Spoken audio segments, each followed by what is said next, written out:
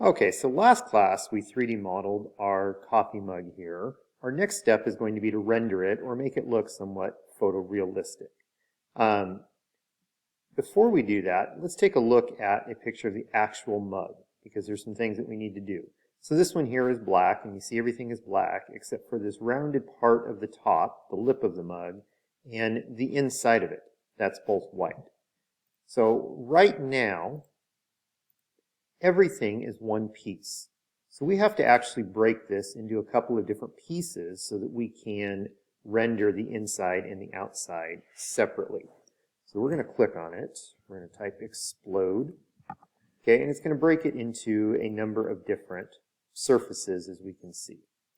So what we want to do is we want to highlight all the surfaces that we want to be white. And the bottom here. Make sure that got everything. Yep. So we'll highlight all those and we'll join those together. Okay. And then what we can do is we can highlight everything but exclude that part that we just did and join those together. Okay.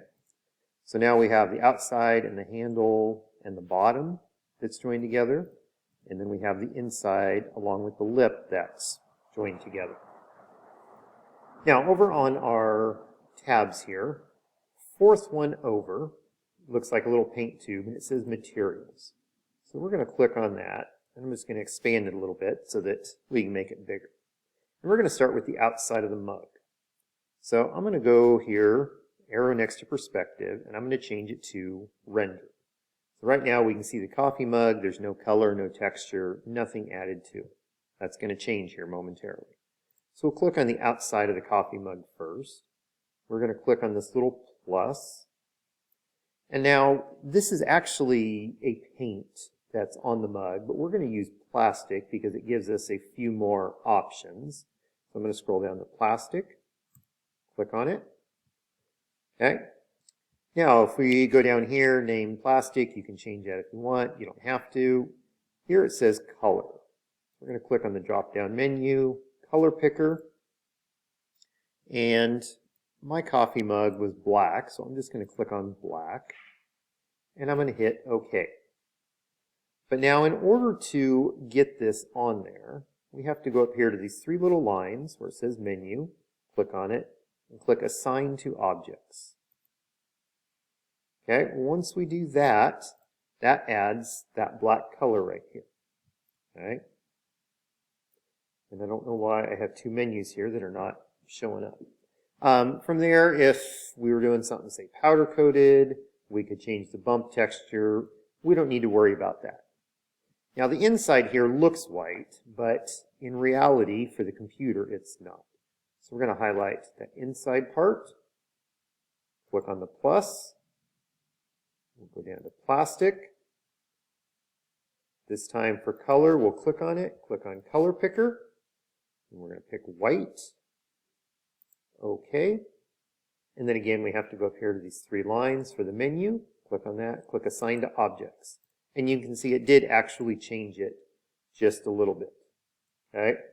And again, I'm not sure why we should be able to adjust our reflectivity, transparency, and clarity to make it look a little more frosted like our mug actually is. I'm not sure why those aren't showing up at the moment. Okay, now the next thing that we're going to do is we're going to add a surface or a texture to the background here so that it looks like it's actually sitting on something. So this next menu to the left, it looks like a ball with a hand touching it. We're going to click on that. That's our render menu. Okay. Now we're going to go down just a little bit. Under backdrop, we have this option here where it says ground plane. We're going to click on ground plane settings. Okay. We're going to use a material. For type, we're going to click on that, and we're going to go down to more types. We're going to go import, and it gives us a whole bunch of different folders that have different things in here. So we can click on architectural, it gives us stuff for inside of a building, we've got ceramics, etc. I'm going to put this on, we're going to say it's sitting on a wood countertop or wooden table. So I'm going to go down to wood, and you can see we have a number of different options here. Let's go with a dark polished cherry. So I'm going to click on that. And you can see immediately it makes it look like it's sitting on a shiny cherry coffee table. Now, depending on how that comes in, there's a couple of minor things that we can adjust here. Down here where it says texture mapping, we can increase or decrease this. Let's change this to 2 and show you what happens.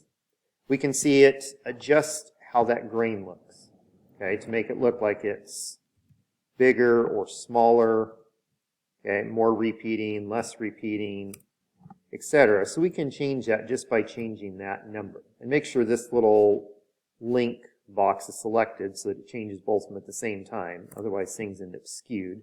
That looks pretty good to me. So we'll hit OK. And now it looks like that's sitting on just an endless cherry coffee table. So now for our assignment, we would take a screenshot of this, and that's what you would submit. On our computers, do not hit the render button down there. Our laptops cannot handle that. It'll probably make it crash. If you're on a nicer computer or one of the desktops, you're probably okay to do that. It gives you a good JPEG, high quality JPEG picture. But that's how we render our coffee mug.